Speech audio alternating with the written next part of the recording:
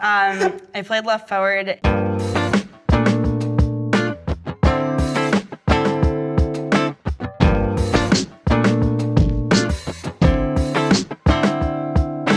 Allie, it's so great to have you here with us today. Thank you for letting us into your gallery space.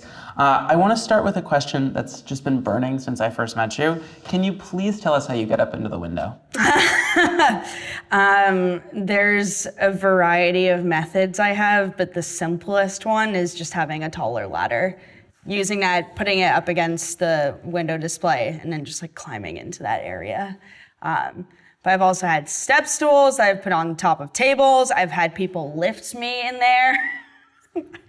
The system has simplified itself over time. Yeah. But yeah, it was a little chaotic in the beginning. Now, you grew up here in New York City. How did growing up in such a vibrant city shape your path today? It's a hard question to answer because, you know, it's how I grew up and it's all I know. But I would say that I felt like my parents had an expectation for me to be a Renaissance person. So I'd say like the one biggest thing I felt like was happening for me that maybe isn't the case for everyone is that, you know, after school, I was on 3 different sports teams. I was playing piano. I also had my art practice. So I think we're sort of required in New York to be dabbling in so many different things. Mm-hmm. Yeah, because I'm from DC and we have some art, but the level of dabble in culture is not the same. Yeah. Now, do you remember a specific moment when you knew you had to follow art as a path?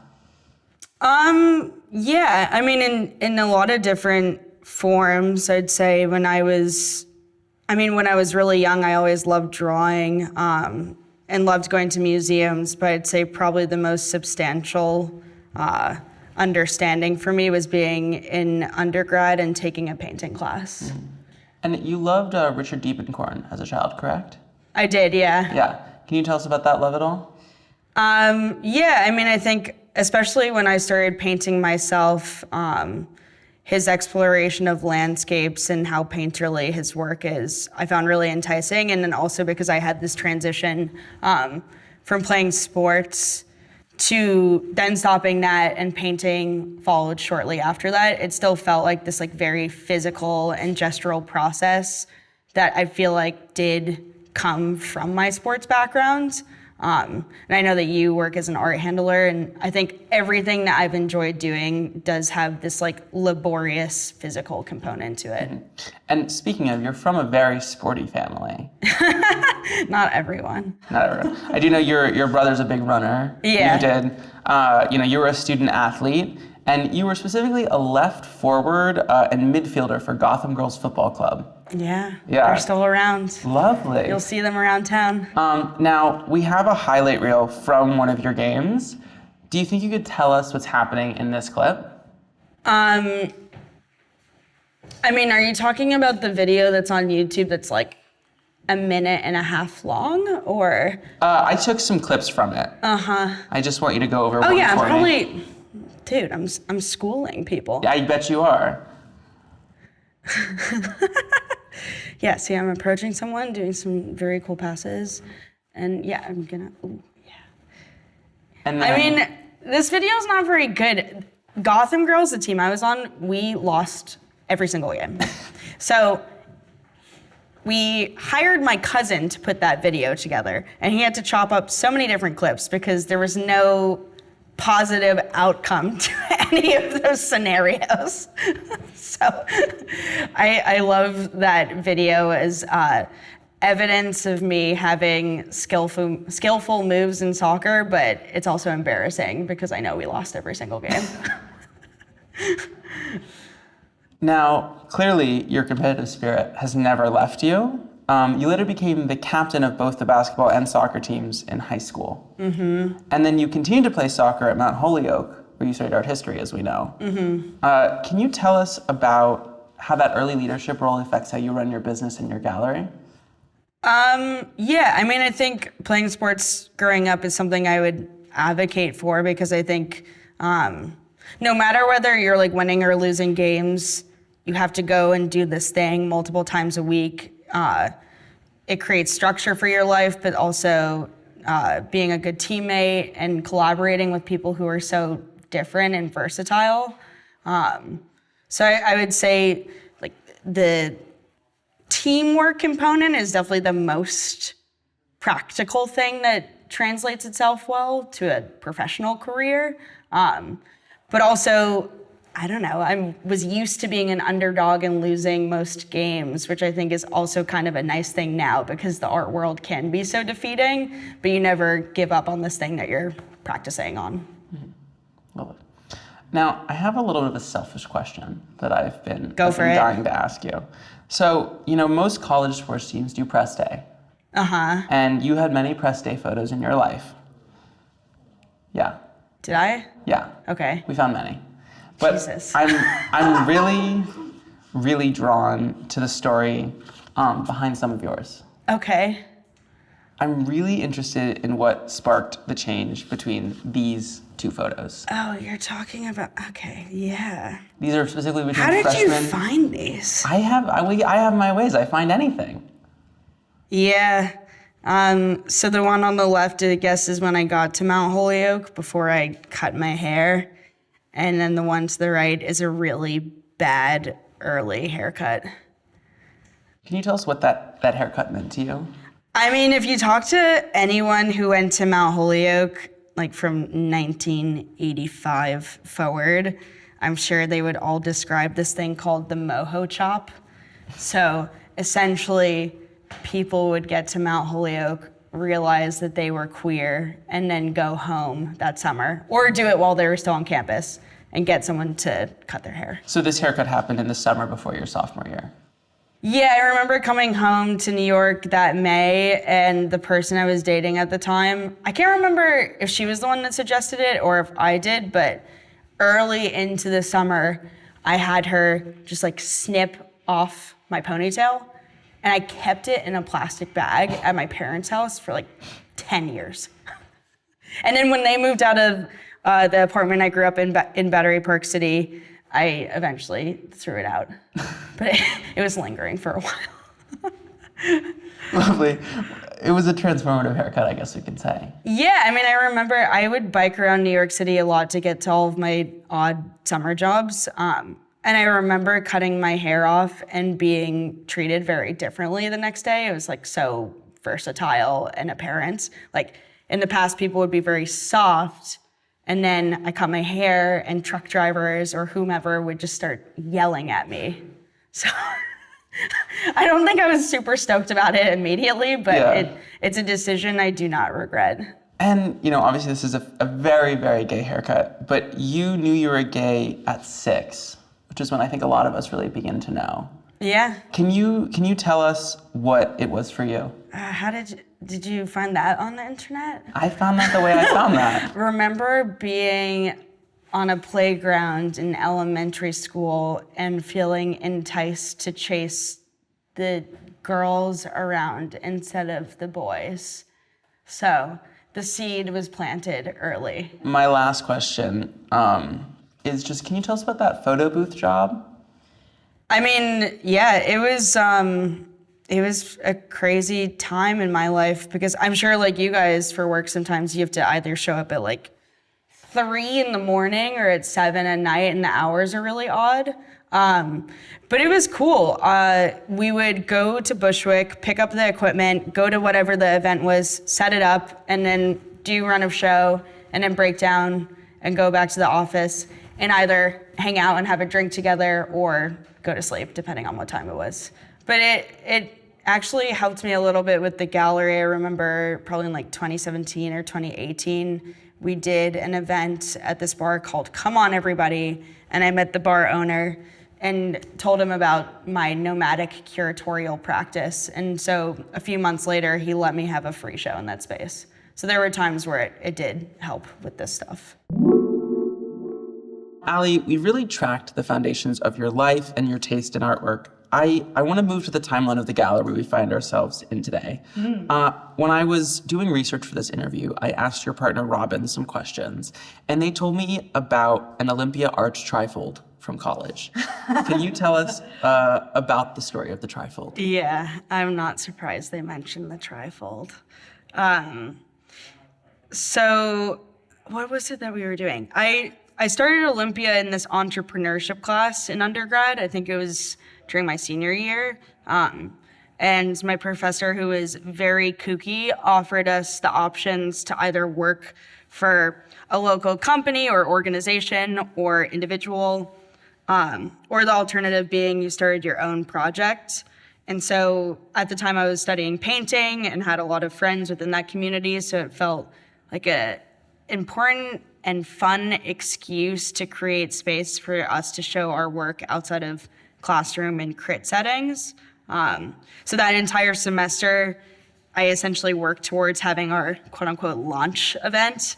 So there was that. And then the following semester, we entered, actually that entrepreneurship professor asked us if we wanted to submit Olympia as a concept to this competition that would give you $1,000 for your idea. And it was essentially like a Shark Tank. So I created a trifold. It had my picture and two of my friends from college on there. And then we had our competitors and our mission statement. And we brought it over to Northampton, Massachusetts, to Smith College and tried to pitch our anti-gallery gallery. And we didn't win. And on that trifold, you had some competitors. Yeah. Can you tell me who some of those competitors were? Gagosian, Pace, Hauser and Worth, all the heavy hitters. Yeah. Nothing in between. Can you tell our audience, because obviously a lot of people are not familiar with those names, why it's sort of comical that was at a 20-year-old was... Yeah, they still don't know I exist. So that's why. They're up here. They're in like the tallest little tower, and I'm, still building my foundation. Now, could you tell us about that first show that Olympia mounted? Yeah, it was extremely messy, but fun. There wasn't really a hard concept to it other than people having space to exhibit their work. So I think there must have been like 30 or 40 people who had their art on display. And then we also had musical performances. I remember there was a violinist. It was, in terms of like the activation, there was a lot of different art forms clicking. When did it become realistic to have this brick and mortar location? I don't think it was something I really thought about doing until my friend Roy suggested it. We did the spring break art fair with Madeline Bielke and Lee Maxey in 2018, and they had approached me to curate their show. But they were really easy to work with and are still such wonderful artists. We still work with Lee. And at the fair, we got a lot of attention, financial success, but then also just people who are really into the mission of the gallery, non-gallery at the time, and what we all wanted to be doing. And I think at that moment I realized this should actually be something I do as a profession and not just a passion project. And can you take us through the process and sort of the timeline of getting to this location? Yeah, like I mentioned before, I started Olympia conceptually in undergrad, and then fast forward 5 or 6 years, when I moved back to New York in 2016, the opportunity to curate kept falling in my lap, so I continued doing that for, 5 years. And then in November of 2020, Roy called me. She had a shop on the corner at the time and was considering leasing this space. So she called me and was like, I will use downstairs as my e-commerce office, and you should have a gallery up here. By entering the brick and mortar scene, you're actually gonna save on costs and be able to establish yourself more. And I thought she was crazy at the time. And then a few days later, I called her back and was just like, I can't get this out of my head. We need to do it. What do you remember about the days leading up to your first show here?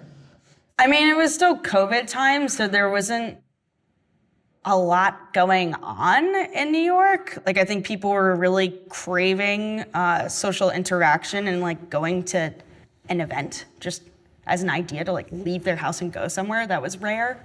So it was really exciting because it felt like this safe way to bring community back at a time, that was like 8 months into the pandemic. And I was also lucky that I at least knew what I was getting myself involved with in terms of like the health crisis. So it wasn't like I opened up a month before and then had to do this quick pivot. I knew it was gonna be positive, and I was also gonna have to be essentially a bodyguard at the first opening and just ensure there weren't too many people in the space. So it was all pretty exciting. And do you feel like there was a show that really changed the presence of the gallery? I mean, I think every show is special in its own way and groundbreaking, and I learn something new every time. But I would say, like right out of the door, our first solo show in the space, Mie Yim's Psychotropic Dance, was a huge success and amazing learning experience for me. We got a lot of press from that show, and the sales went well, and it was just a really joyous experience. And I mean, I was lucky that was the first solo show we ever had in this space. Ali, we're gonna play a little game of paper football. For those who don't know, paper football, we played it in elementary school a ton. You make little paper footballs and you flick them into your little, what's the yellow thing called in football? There's the end zone, but there's like a little fork. I don't know much about sports.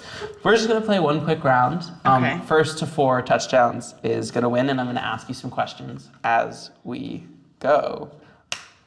Yes. Or not. Yes. No, I have extras if you don't want to. Okay. So, Lower your hands. Okay. so earlier we mentioned that you played a lot of sports as a kid. Not this one. Not this one though, of course. Hey! Okay. Can you elaborate on the positions you played in soccer? I played left forward. Oh my God. Holy shit. I played left forward and left midfield. I was on the left side because I kick with my left foot. Okay, and then can you tell me about what sports you played, or what positions you played in basketball? I was a point guard. Oh my God, I have no idea what that 2. means. But that's 2 for you, 3 for me. But you're gonna beat me. You're gonna come for a little. You're getting nervous. Yeah, I am getting nervous because I have to read these questions too. If you had to choose a sport, which one would you choose for the rest of time? Probably soccer. Here, I have more for you. Oh, thanks. Probably soccer forever. I mean, I think globally that's the most popular sport, and I guess like even with economic situations, it's probably it's the most accessible sport to play. Perfect, 3 points. And then, would you say you have a favorite soccer player of all time? I used to be very obsessed with this guy named John Terry who played for England, but I don't continue to feel very strongly about that.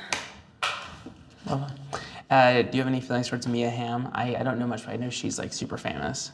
I mean, I think that she was really important for the popularity of women's soccer, but I didn't watch a lot of women's soccer growing up because that wasn't something that was fed to us. Love it. And you played piano as a kid, you said? Oh, 4 points. You win? Yes. Ali wins. And before we go back, can you tell us about your piano playing? Was that a choice of yours, or? My parents forced that upon me, but then I circled back to it at a certain point because I wanted to continue doing it. So, collaborative. Thank you so much, Ali, for playing with us. Congratulations on winning. We're going to get back to the interview now. What's next for Olympia Art? Well, we just opened up a group show in collaboration with this gallery called Naranjo 141 in Mexico City. So the first iteration of the show opened there last week, and then the second part will open here on April 3rd. And then I think this year we're really focusing on the programming of the exhibitions. So taking a small hiatus from doing the fairs and really focusing in on building out this space. Is there another location here in the city that you dream the gallery ends up in? To be honest, not really.